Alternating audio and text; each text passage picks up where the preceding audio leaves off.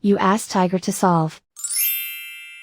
This deals with linear equations with one unknown.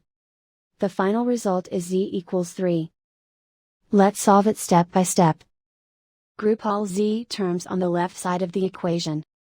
Add z to both sides. Simplify the arithmetic. Group like terms.